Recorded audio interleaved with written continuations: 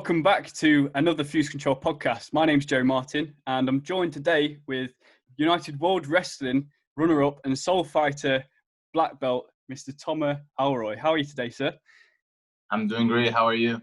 Yeah, man, I'm doing very well. Listen, it's crazy times, and I feel like where I'm in England, I'm going back to work next week, so it feels like it's almost going back to normality-ish. What's your kind of take on of it in Israel, right? Yes, I'm from Israel. You can see the light at the end of the tunnel. You can feel it already. Dude, like every week in England, we're sort of getting these messages from prime ministers saying, you know, we're opening up different camping sites, and you know they're even thinking about reopening pubs and that sort of thing. So I'm excited. Did you leave the house? Did you go out of your home? Did you go out of your house like during this time, or you stayed at home all the time? It was a case of when we first locked down, we were allowed 1 hour of exercise a day, and then we had to remain locked down unless you're a key walker. But how can you like see if someone's doing like 1 hour of fitness a day? Like can. That's it, bro. Yeah, I mean, the rules doesn't make any sense. That's the thing. Like in every country, people are telling me about different rules they have, and it's not making any sense. Like in Israel, before I think 2 months ago, you can do a sport activity up to 500 meters from your home, but you couldn't walk more than 100 meters from your home. So like if a cop would see me, then I would start running and that would be fine. But it didn't make any sense. That's what. So was it the same as it is in England? So you completely locked down and you're not allowed out until it was for I think 10 days, something like that, during a holiday, Passover. So they said, okay, let's do it during Passover. People are eating with their family anyway, so stay together for like 10 days, and that's it. And then they start letting people out or start opening business. Now the restaurants are open again and the coffee shops are open again. Yeah, even the gyms are getting back open. At full capacity again. Yes, yeah, and not full capacity. Like you could bring like half of the capacity, and if I'm not mistaken, like you should sit like in 2 meters apart. To be honest, like the rules are not making any sense, so I stopped not following. Like I'm doing my best to keep it safe, but I'm not trying to be as restricted, because it just doesn't make any sense anymore. That's it. But I feel like you're right. What you said, the light is definitely there at the end of the tunnel. So hopefully people can stick to what the guidelines are, and then obviously we can go back to what we're used to doing. It's been the most strange year. The memes I see about these years are just amazing. Oh man, we're gonna look back. We're gonna look back and people will be like, dude, remember that year, 2020? Remember that time we were stuck in our home for like a month or 2 months or whatever? It's insane to think about it. Don't you think it's a weird concept though? Like it's such a crazy concept. Like if you told me at the start of last year that the majority of 2020 you're probably going to be stuck in your house and not be able to do anything that you want to do, you're not going to be able to see your friends. And this virus, like, I'm not disrespecting the virus at all, but I'm saying like, it's blown out of proportion in some way. Like people reacting to this virus like it's a epidemic of World War Z, in the movie with the zombies, and right.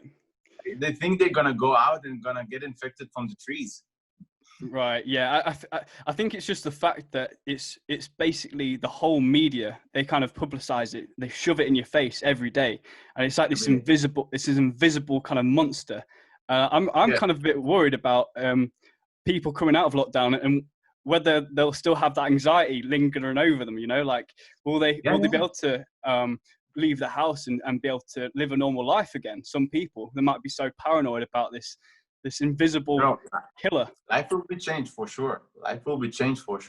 For like not just like in economic way, but even in a social way.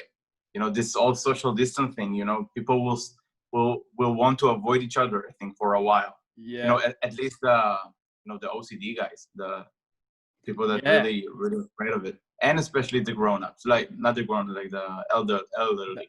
When they will have a cure, then people won't care anymore. It's gonna be just another flu. People will say, okay, like I will get a shot, and that's it. Yeah. Even when you're with your friends and stuff, we're allowed to kind of socially distance. We're allowed to stay like 2 meters away, but it feels wrong, like it. Yeah, it like feels you're breaking the law. Yeah, it feels like you should not be seeing anyone else. It's not good for mental health, bro. Yeah, it's doing the opposite of what we want. Like biologically of what we want. We want to be together. We want to be in a pack, like so to speak. Yeah. That's literally telling you don't be in a pack, be alone. That will lead to depression. Like that's a scientific fact. It will lead to depression. 100%, bro. Now, one of my friends, Morgan Stone, shout out to my friend, and he told me we were in Vietnam. He was telling me that people that live in Israel, they have to go to the military. Yes, it's forced. Yeah.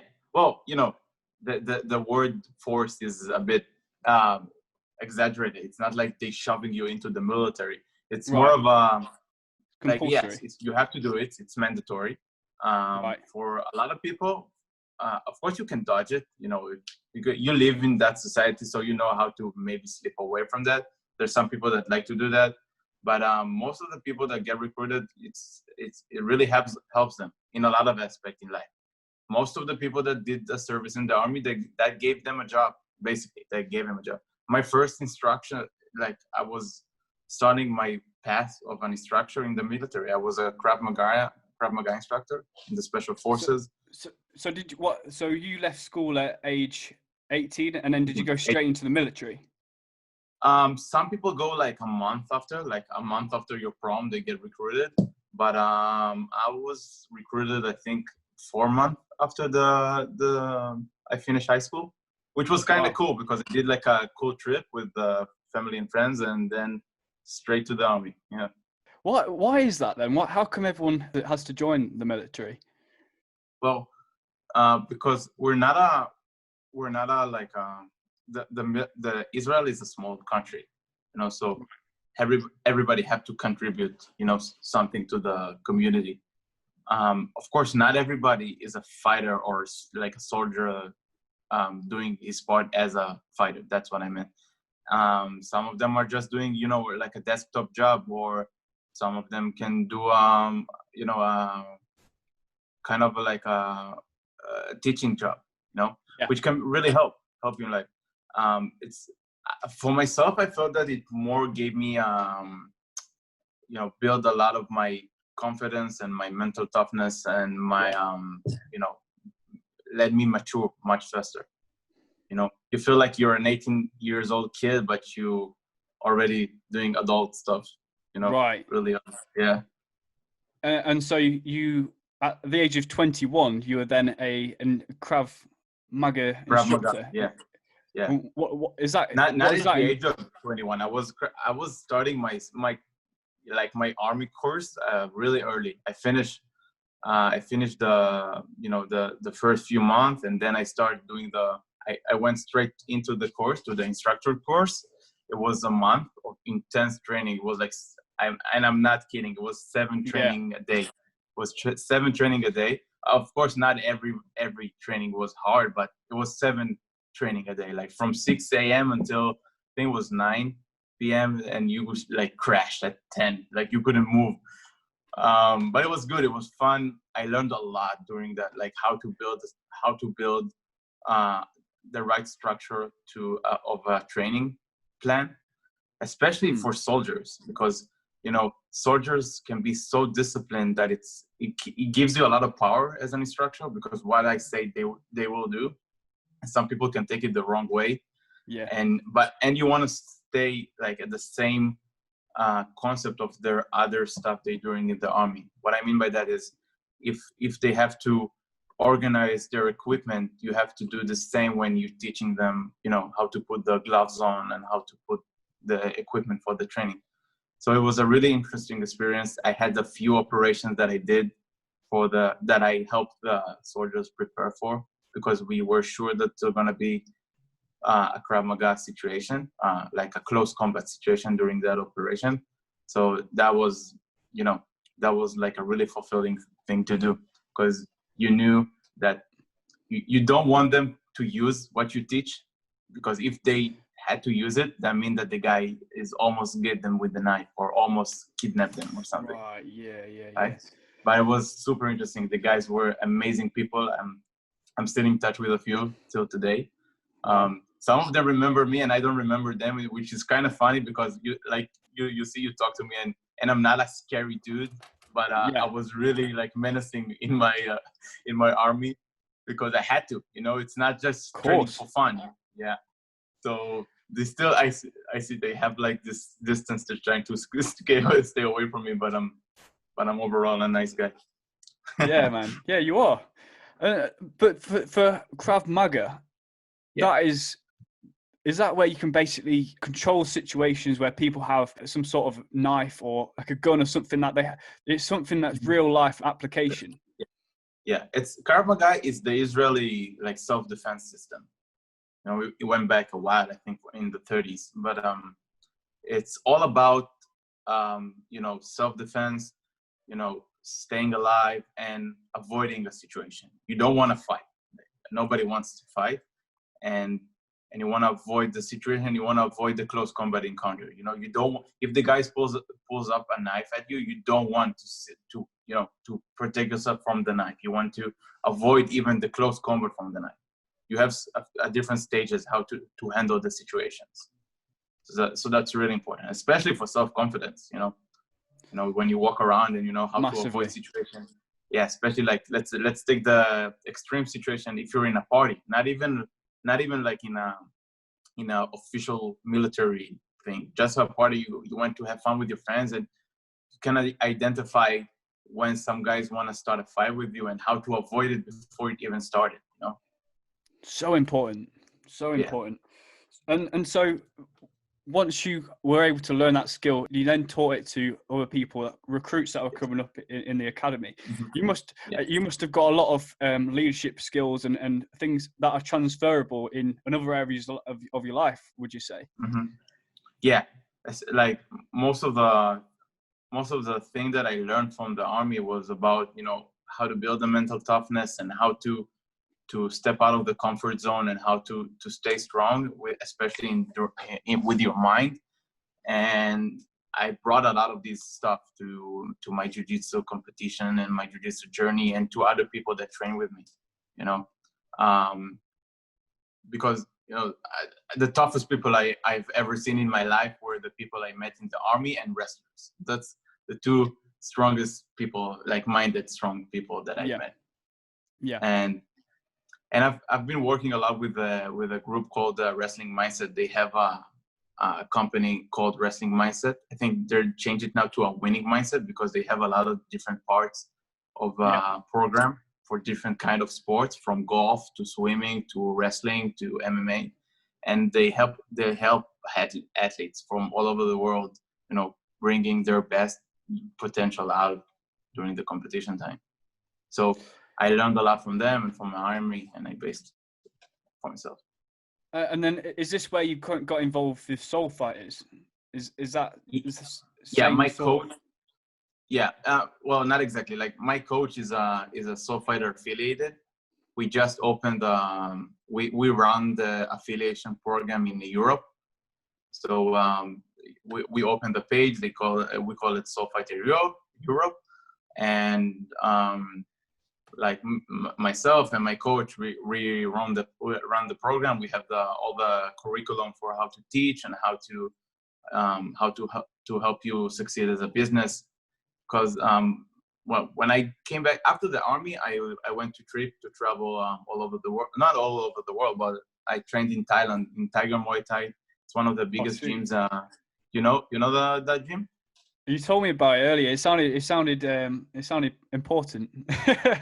Yeah, the Tiger Muay Thai, man, it was you one of the best. With the champions. Yeah, that's when I traveled to the US to train in California in the AOJ the Art of Jiu-Jitsu gym.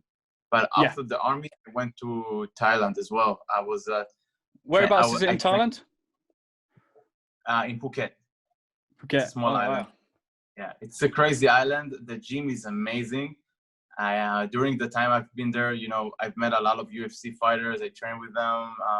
I trained with a few Thai coaches that helped GSP for one of his fights. So I trained with them about my striking skills, and you know, I learned a lot from them, technique-wise and teaching-wise. But it was a really cool experience. And when I came back to Israel, you know, my coach told me, like, you have to start competing, you know, in Brazilian Jiu-Jitsu. And we started working together a lot to build the gym, and he did an amazing job. He's a man with a vision. And you know, Israel is a really small country, so for him to succeed of bringing his gym to be one of the best gyms in Europe and amazing, bringing IBJJF to Israel, that's like amazing competition. We just did in not last April, like a year before, we did the IBJJF in Tel Aviv for the first time, which was an amazing competition. Sorry, not in April, it was in October. We brought a lot of champions from all over the world. That's something that he really likes to do. He brings a lot of athletes, like, you know, from Augusto Tanquinho Mendes to, you know, Talita was with us, and a lot of, like, Talison came to visit us, and a lot of different guys, which was amazing. You know, you learned a lot from them. You went to Thailand to do Muay Thai. Was it something that you'd done before, or because I'm guessing before you joined the military, you were involved with Jiu-Jitsu in self-defense and krav maga? Yeah, I've started training at karate. You know, I did karate for a long time, a full contact karate, and I wanted to learn more, so I started doing boxing and, you know, Muay Thai with different coaches, and I started, of course, Brazilian Jiu-Jitsu as well. Of course, during my time in the military, I was more striking oriented. I was focused about more striking stuff because it was about self-defense. And when I traveled to Thailand, it was for an MMA gym. The Tiger Muay Thai is of course Muay Thai, but they have a really, really good MMA scene there. Oh, okay. Yeah.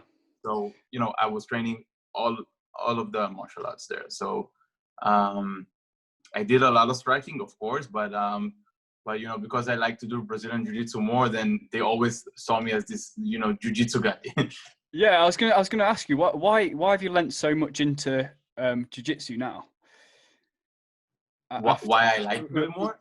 Yeah, compared to, because obviously you've tried all of the other martial arts. Because didn't you say you've lent into doing just Jiu-Jitsu now, or do you still do other martial arts? I really love. I'm still teaching, boxing and Muay Thai as a private instructor, but you know, I really love the striking aspect of it. You know, especially when you go to Thailand, you see how, you know, they treat it as a national sport and as an art. You know, people sometimes think that Muay Thai is just, you know, punching each other, but it's, for them, it's not. It's like, it's a respect. If they see you as a Muay Thai fighter, they respect you. You know, they appreciate what you do because, you know, they really treat it as a national sport.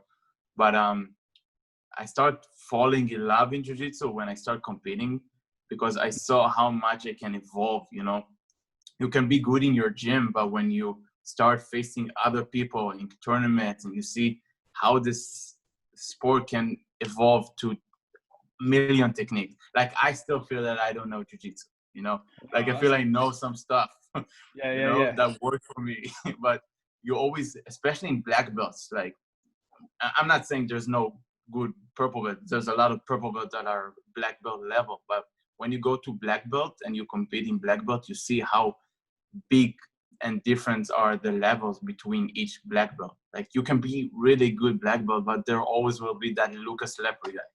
You know, you think you have a good guard until you fight Lucas Lepre, or you think you know how to take somebody down, and then you face Renato Canuto. So people like that. I think that'd be cool, because it's definitely cool for me to, because I've just started in at the start of the year. But for people that have just started Jiu-Jitsu, like, to hear you say that you don't know Jiu-Jitsu is probably a bit of a motivation for them. Yeah, that's good that you look at it like that, because Dude, that can a be lot, intimidating. yeah, 100%. Like, people don't want to go, or they quit because they think that they'll never get to a certain level. But if you're there going, well, I'm a black belt, I'm still struggling to understand some aspects of Yeah. it. Like, But I think it's a perfectionist thing. Like, you can yeah, feel of good. course. You know, everybody has their own goals about when they train. But for example, let's say that you're just doing it for fun. Then I think it's even better, because you can get in love with the technique, because there are always going to be more. Like, let's say you have a good spider lasso. Okay, so, and you have a lot of good techniques from there. But how is your butterfly guard, or how is your close guard, or Right. and especially now, like, take a few years back, nobody would think that leg locks will be such a huge thing. Oh, yeah. Especially, like, there always will be, though, there was always these guys that did leg locks, but now it's like the thing. So you see always somebody bring this thing, and New everybody aspects of the game. Do you think that there's a lot more to learn with jiu-jitsu then?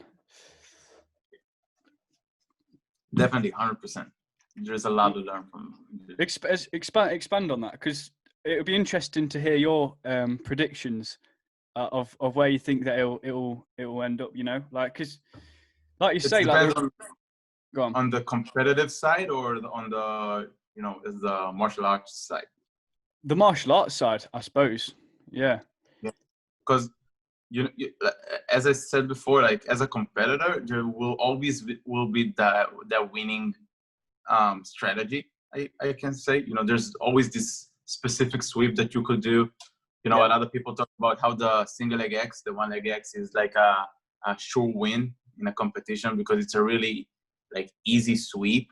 And if you get the guy, you can lock it in the position and get the sweep, and then stall the fight for the time remaining. Right. That's just one example, but as a martial art, yeah, it will always, I think it will keep evolving a lot. You think it will keep evolving? Yes, yeah, because there will always will be the creative people that will try to add more stuff. Yeah, like, you can see more and more people adding wrestling to their jiu-jitsu, or adding judo to their jiu-jitsu, and keeps evolving. It's like when Habib submitted McGregor in that lock. I don't know what it's called. He basically got his forearm and dug it into his back. And I would love to see how you could overcome that. Like, how could you defend that? And like you say, there's so much more to the game. And I wonder if you look back in time, whether he moved just slightly or did a certain move, he could avoid of getting in that situation. Yeah, and that's one thing. And if you take it to the next level, then you can look, like, a few years back. I think I saw in the Metamoris event, Rafael Mendes against Clark Gracie, and you saw him do a lot of the berimbolo stuff that people do today, but he did it, and you can hear the commentators say, like, wow, he's unstoppable. Like, when he started inverting, like, I think it's called berimbolo, I don't know, like, and he's doing what people are doing today, but now everybody does that. So like, if you look at it, like, a few years back, it doesn't look that special in today's eyes, but back then it looked like, what the hell is that?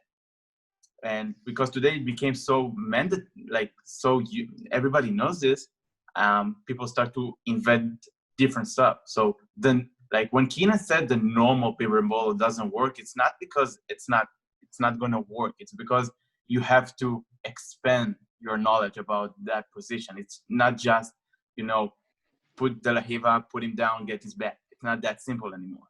So you have to bring more. Like, look what Levi is doing, or Mikey Mustamesi is doing. People have crazy moves today.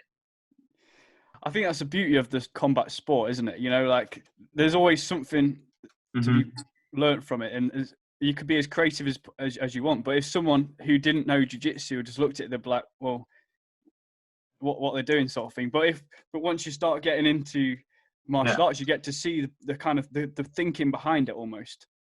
That's why I like to see more of the super fights, 6-minute fights or submission only fights. because then you see how people are trying to either find a unique way to submit, or a more of aggressive fight.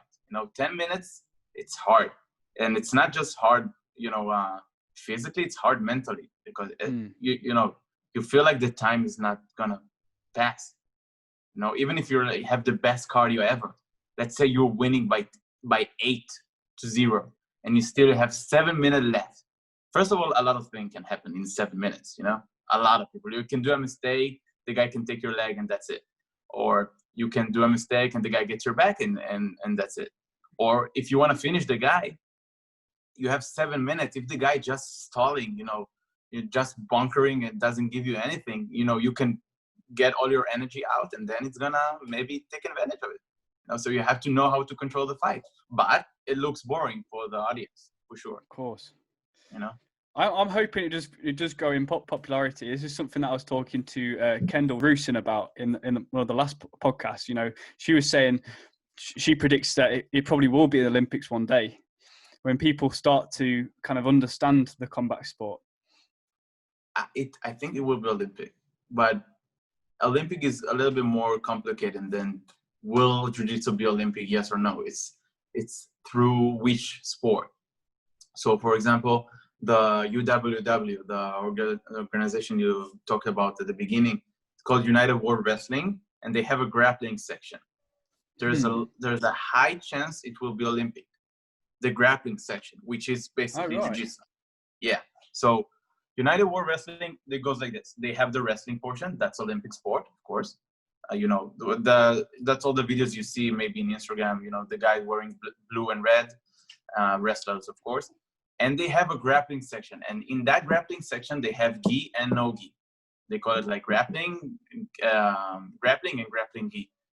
And you have to wear like either a white gi, either a red gi or a blue gi. And you have to have like, your country behind your back and all of that. And the rules are different. It's 5-minute fight. If you pull guard, your opponent gets 2 points. So that changed a lot. And you can rip the leg. You can't do a heel hook. It's not allowed to heel hook, but you can rip the leg. So that changed a lot of the game. And there's a really high chance it's gonna go to the Olympics through the wrestling. Like a different route. It's country based, so it's not like you can go like 10 guys from America and 10 guys from Brazil. It's 2 guys from each country in each division.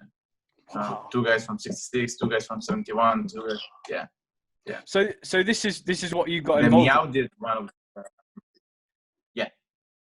So you were one of the 2. That's the competition I took second. So you were one of the 2 out of your whole country to take part in it. That's huge. I didn't realize it was that big. Wow. Yeah. So you have 2 guys from each division. Wow. And so is that second in the world then, or is that just second in the world? Insane. Well done. Yeah. When was that then? It was in 2018. 2018. The 2019 I couldn't do it. And 2020 I don't think it's gonna happen. No. So yeah. But the diet was hard for me. I went down to 66. I went down to 66. It was really hard. 66 kilogram. Is there certain weight categories you have to meet then? Yeah. You have to do. It's either 66 or 71 or 77 and so forth. And Jesus, 71 is huge because some guys are coming from wrestling, so they cut a lot of weight. Shit. Yeah. So but for sure, 66 was a really good division for me. But I just need to prepare in advance. I can't just say, okay, let's do it in a month. Right. Yeah. Of course. How long did it take you to prepare for that then? Because how tall are you? You're quite tall, aren't you? I'm 70, like 1.73 meters. Oh, right. Same sort of height as me then. All right. Yeah. So was that hard to go to 66? yeah, like it wasn't easy. It wasn't as hard as I thought it would be, but I just Okay. prepared in advance. Like I started the process like almost 3 months in advance. The hard part was because I did it during the time I was in the university as a student. So, I did the exams during the diet. So I had to, I came to exams with peanuts, not chocolates, not anything. I had to study all day and training. Like I studied from the morning till the evening and then went to train. And then 2 months before the competition, I flew to United States to train with the Mendes brothers. And I did 1 month of preparation there. And then I came back to Israel, and then I was okay with the diet. I was like, I think I was 68 in Israel.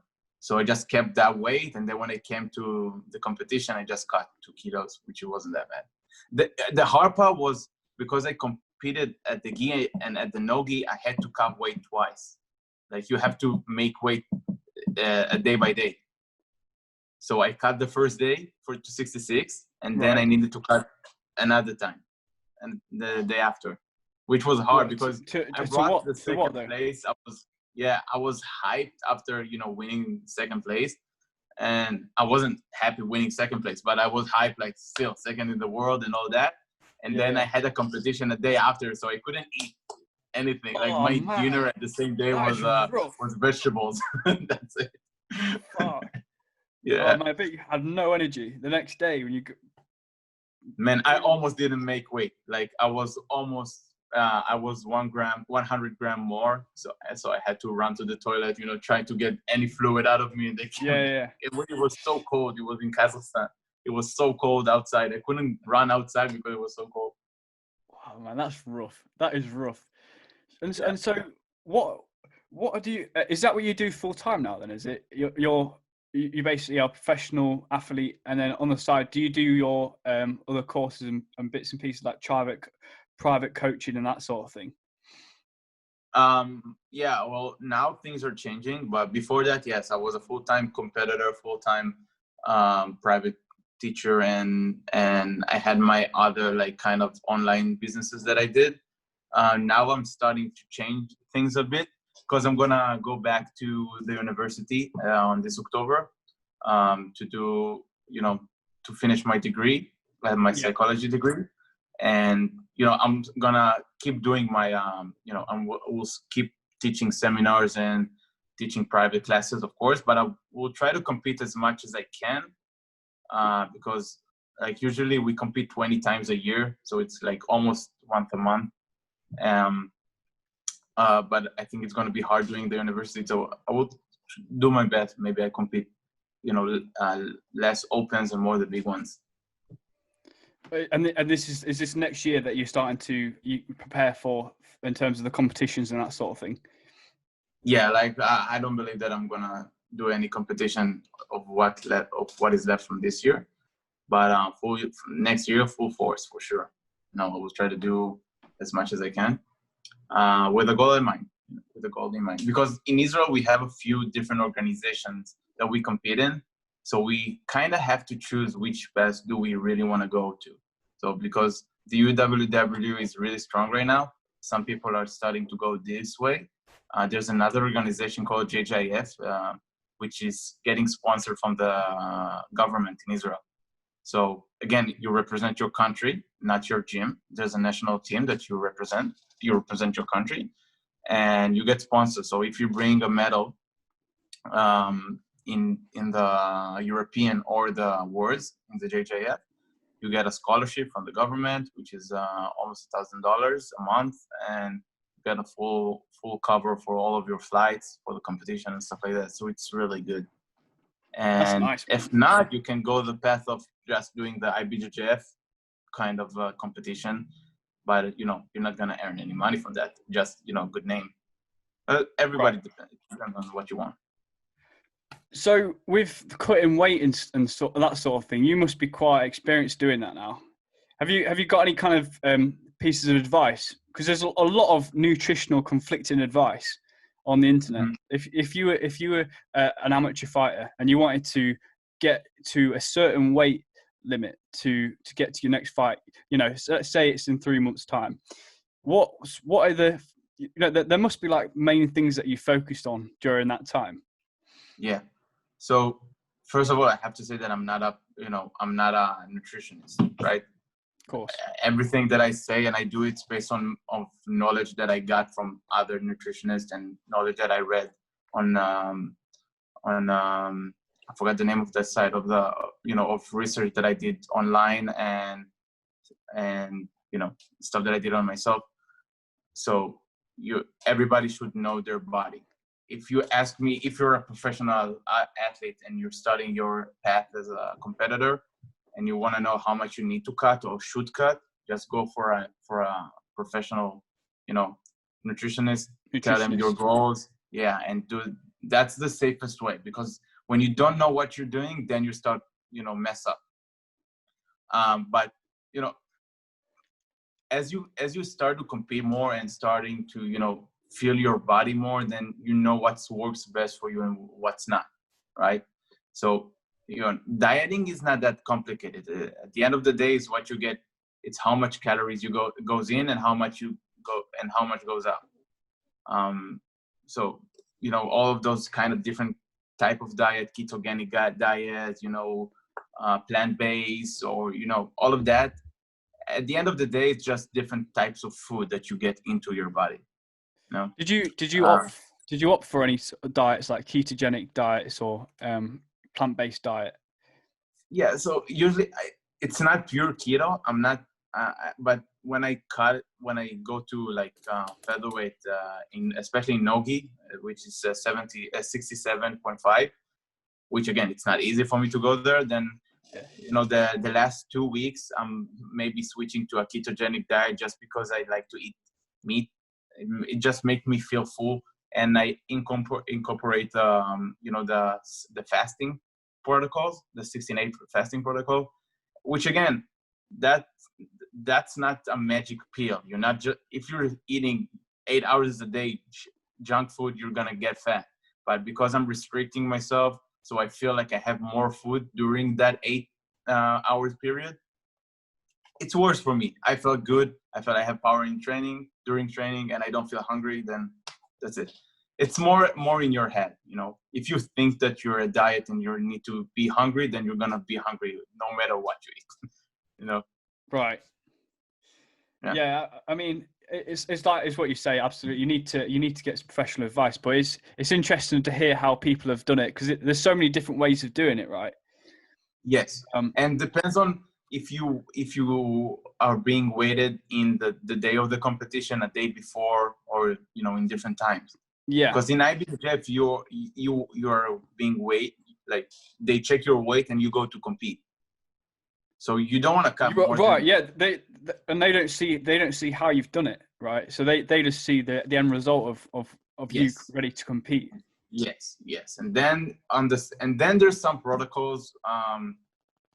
There's some protocols, that people suggest don't cut more than 1 kilo on the same day if you compete on the same day, which is really easy. Like I lose 1 kilo of fluids just by warming up. If you put some jacket on and you put your gi on and you warm up for like 30 seconds, I'm gonna lose that 1 kilo.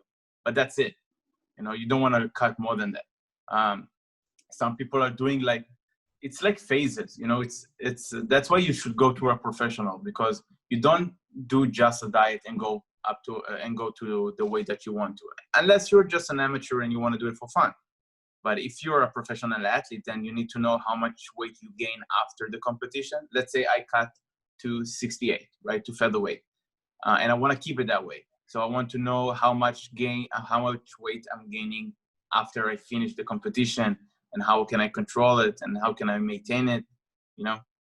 I did a test to know how much fat percentage I have in my body, so I know how much I can lose, how much fat I can lose, and then how much muscle I don't want to lose.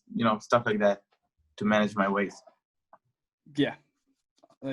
I actually knew someone that was an ultra marathon runner, and she completely shifted her diet to ketogenic diet.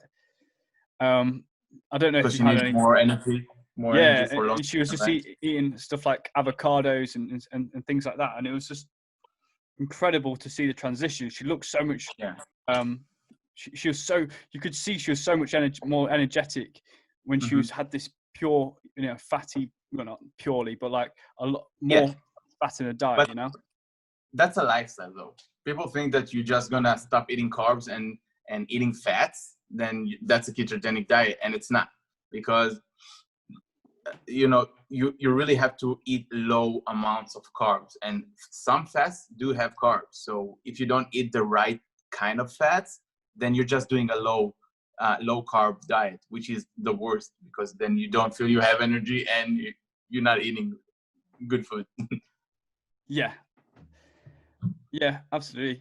And what I was going to ask you as well was, because I know a lot of people are coming out of quarantine and that sort of thing now, and they're going back to their jobs and stuff, and they've had all this time out to kind of have almost just a recoup of what they want to achieve in life and that sort of thing.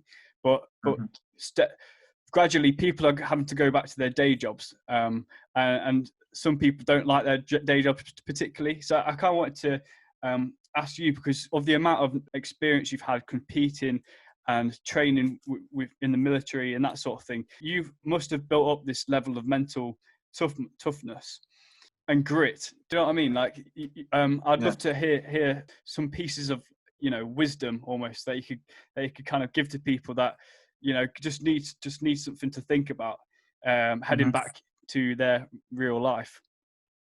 Yeah, I think, okay, first of all, mental toughness is something that you can build. It's not something that you're getting born with. It's something that you build through life, right? That's why, I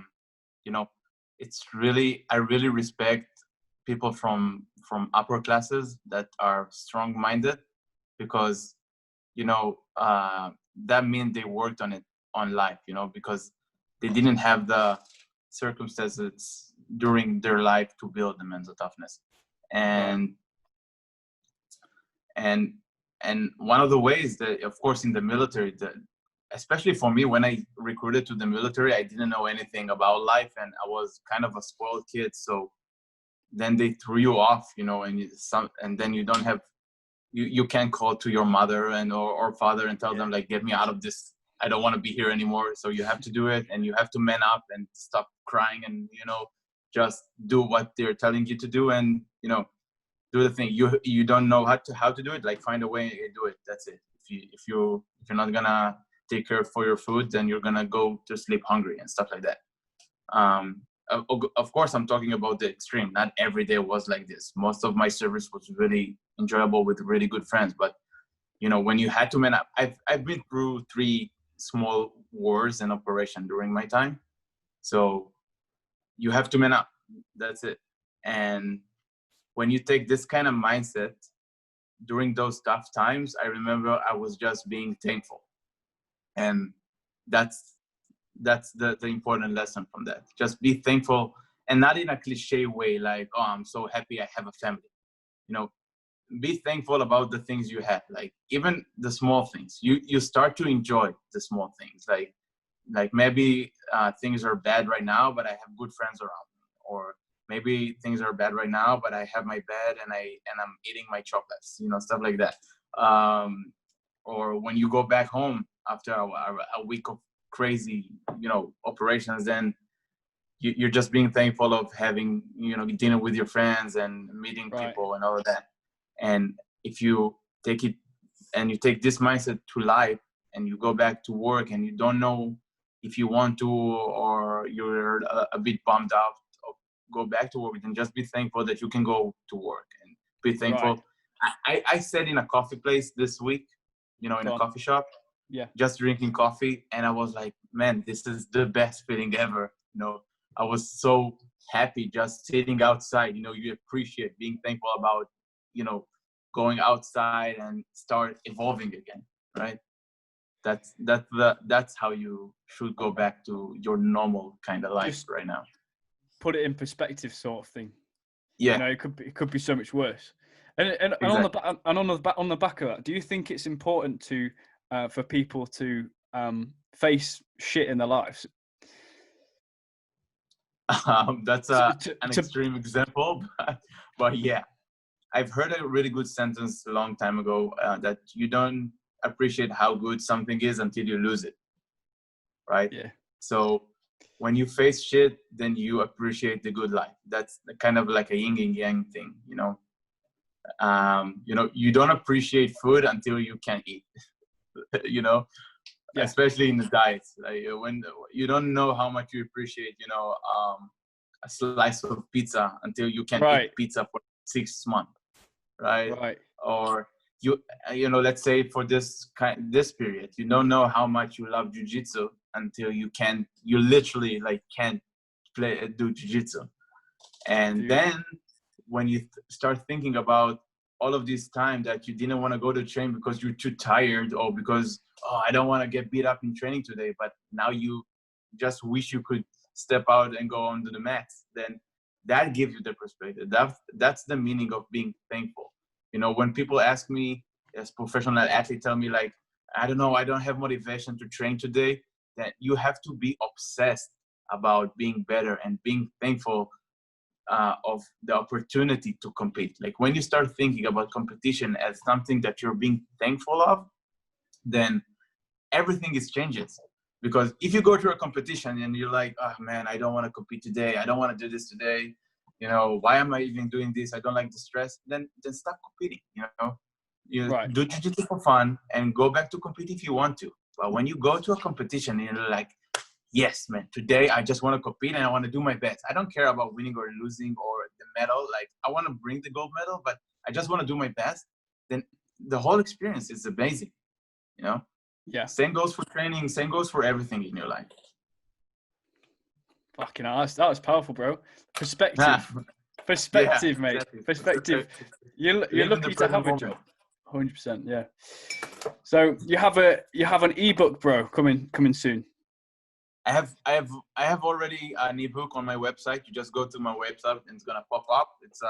It's a quarantine workout guide for BJJ athlete, but everybody can use it because they have small Oh, dude, I should have had you on earlier.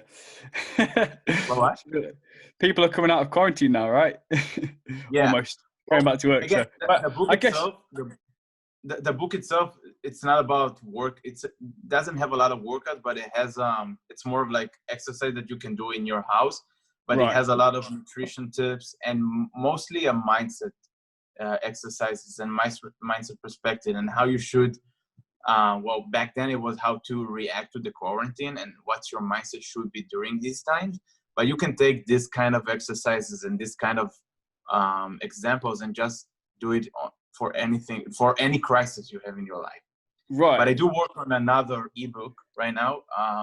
It should be out soon. I think in like next month. I'm just polishing it right now, which will have more of kind of training that you can do. Like my favorite type of training to do for conditioning as an athlete, and a big guide about drilling, on how to drill, how to do situational training, what's a good competition training, and what's good drilling session for competitor and for beginners. And it's diving deep on how to improve your technique from a fundamental level to a higher level. That sounds awesome. Going to be really cool. I'm excited for that. That sounds exciting, man. So on this book you've got out at the moment, can you give us like a snippet of an exercise people can do with their mind?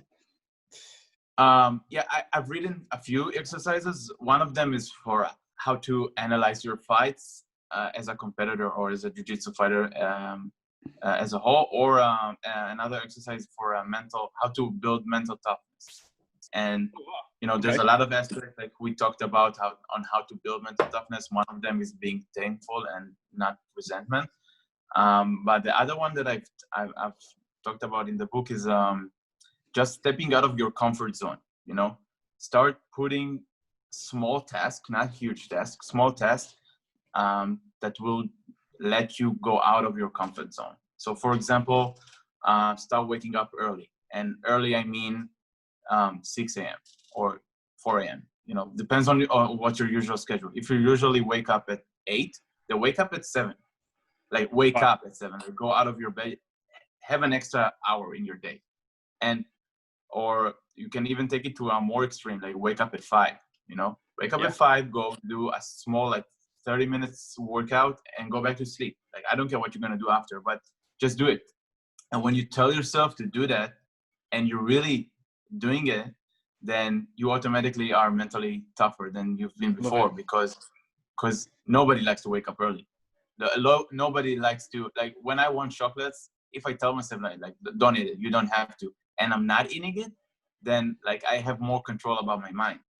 That's mental toughness. And some people are mentally tough because they went through stuff in their life. They know how to overcome this crazy times, right? But it all started when they did stuff that they didn't want to do and overcome it. Self-discipline, basically. Exactly. Self-discipline. Right. Yeah. And what? So is there just one other way someone can step out their comfort zone? There must be like loads of examples, but I'm just trying to think of other ways. You asking me, or you want to say? I was just wondering if you had another example of how someone could step out of the comfort zone to. Well, everyone have a different comfort zone. So let's say if you don't like to read books, then plan in your day to read like 30 minutes of some book, and especially if it's, and even better if it's like an educational book. Like, let's say you're a salesman, then read a book about psychology of persuasion. 30 minutes a day. Like, put a clock. At 9 p.m. you're gonna read 30 minutes. Doesn't matter what you have in your life. You're gonna sit down and read. Have some small tasks.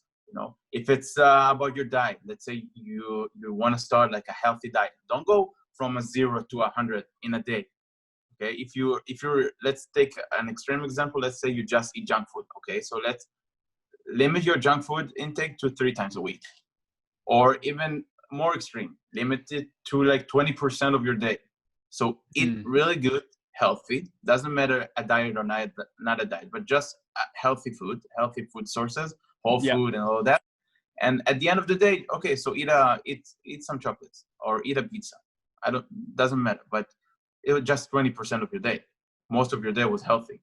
And then start to do just 3 cheat days a week, and then start do 2 cheat days a week, then just 1, and then omit to like a healthy diet plan for a week, then 2 weeks, then 3 weeks, then a month. And over time you will be mentally tougher because of that. That's awesome. It's true. It's true. It's something that it's easy to fall out of as well. And that's the thing. If you fall out, nothing really happened. Like, you fall out, just go back on the horse. Yeah, just. I think not judging yourself is important as well, because if you judge yourself, then it's done. That's your, because you do get on like momentum of doing things. Good habits. You do get a momentum, and as soon as you break that, like if you sleep until 12, and you think, oh, what's the point? But it's that case of just try again tomorrow, sort of thing. Or use accountability, like some friend. Use a friend. Like, of course, like, use a friend. You can use a friend to tell him that you want to do something. Like, you want to start waking up at 6 a.m. in the morning. And if you didn't do that, and you have to tell him that you did that, right? Or wake up together. Doesn't matter. And when you have someone to do it with, it's way easier. This is something I've recently implemented as well. I've got a Zoom session call every week with my friend Zach, and we just basically ring each other up every Saturday. We set each other weekly targets or goals or something that we want to achieve for that week, and then and then on every Saturday we'll ring each other up and say, look, this is what you've achieved. Sorry, this is what you said that you would do for this week. And then if Zach has done it, we will celebrate with like, fucking yes, that's awesome, mate. Well done. Yeah. Let's set another goal. And if he doesn't do it, this is probably one of the most important things, because sometimes we don't do it. We go, it's cool, bro. Like, we'll get back on it, and next week we'll get it done. And it's that constant accountability from someone else, an exterior force almost. for me, that's been really positive. Mm-hmm. This and writing down your goals, or like your small task or bigger goals, and when you write it down, then you have more of a obligation to do it, to really do it. So that's really good that you put a time that you're gonna call your friends and talk about your goals or your task for the week. And you see, and it feels good. It feels like you are evolving, every day. 100%. Yeah. Once you do some things that you set out, and because you've got if you get an A4 piece of paper and you write down all the things that you want to achieve and you date it, so sometimes you can literally do it that week's objective in one sentence. So we've got a few notes we can look back at and think this is what we've achieved. And this is something that we're, grateful for. This is something that we have built confidence from. It's all relates to back what you're saying, building that kind of one step by step. Rome wasn't built in a day, sort of mentality. Just keep at it. I think consistency. Yeah, small steps at a time. Small steps every time until you get the big goal. That's really a good thing to do. Well, listen, bro. Have you got anything that you wanted to add, or anything that you wanted to bring up at all?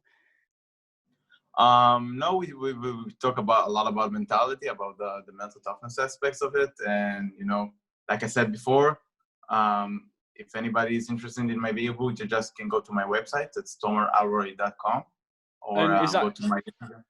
Would they be able to see your ebooks on your website then? It's gonna pop up like an ad, and you just get your email. You write your email. Oh, you just type your email address in, and then it will send it automatically. Yeah, and in my website as well, they have my blog section, so they have some example of the articles that I wrote before about different aspects of competing, mental toughness, dieting, and all of that. Awesome. But yeah, the new book is gonna come up soon. And your Instagram handle is Tomer Alroy. Awesome, bro. Tomer Alroy. That's I've awesome. been starting posting a lot of stuff like new stuff, experimenting with new stuff like match breakdowns and some different types of sliders with the instructionals inside. So if they have any requests or something that they're interested in, I will be more than happy to. 100%. Just leave a comment in one of your videos, sort of thing, and then you would be able to even break it down.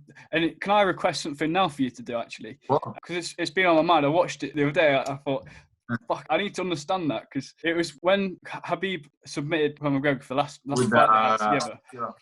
Bro, if you could break that down and just explain what's going on and how he could have been able to defend it, avoid it. Cool. That's a really good idea. I will start working on that as well. Start breaking down this submission for sure. Quality, bro. Awesome. Well, thanks for joining me tonight, Tomer. Yeah, my pleasure. Thank you so much for having me. That's all right.